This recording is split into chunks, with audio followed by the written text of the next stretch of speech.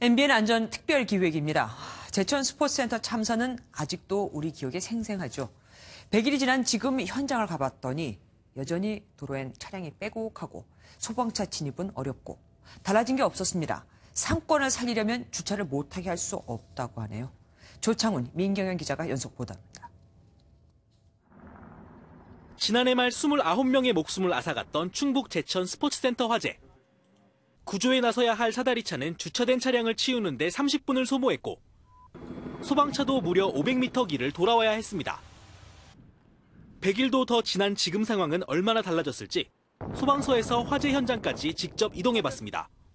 큰 길을 따라 움직인 시간은 6분 25초로 당시 7분 만에 모습을 나타낸 소방차와 비슷했습니다.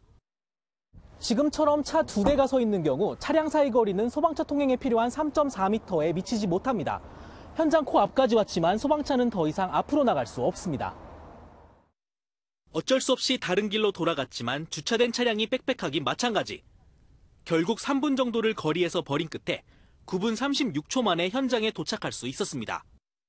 하지만 주차한 시민들이 잘못했다고 할 수도 없습니다.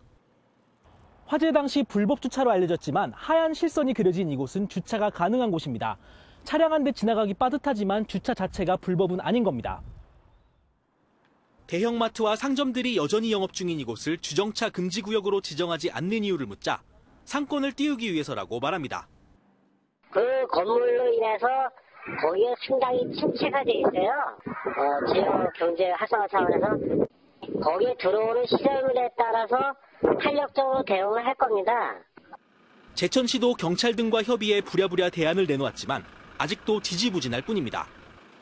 더 큰 문제는 제천뿐 아니라 참사가 일어났던 다른 곳도 별반 달라진 게 없다는 점입니다.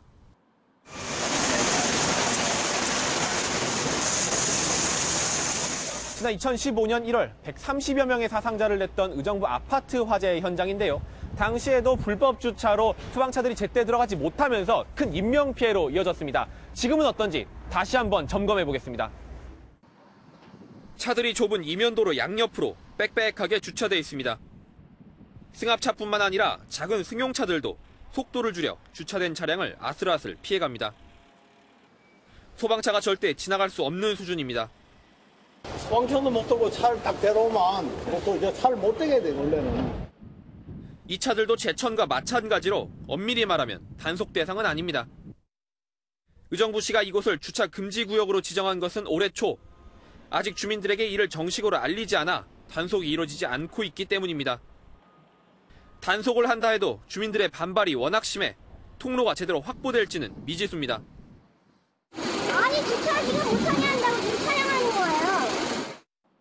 실제로 비슷한 구조의 인근 골목은 오래전부터 주차 금지 구역이었지만 차들이 양옆으로 빽빽한 건 마찬가지입니다.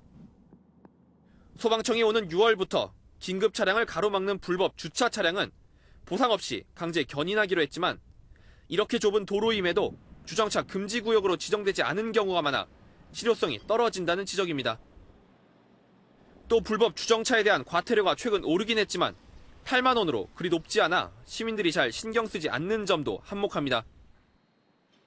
주차 차량 등 각종 장애물로 소방차가 진입하기 어려운 도로는 전국 약 1,500곳에 이릅니다. 주차 가능 구역을 재정비할 필요가 있습니다. 그리고 추가로 소형 소방차도 적극적으로 도입해서 좁은 도로에도 진입이 용이하게 해야 합니다. 화재 진압의 골든타임은 5분. 귀중한 시간이 주차 차량과 싸우는데 낭비되고 있습니다. MBN 뉴스 민경현입니다.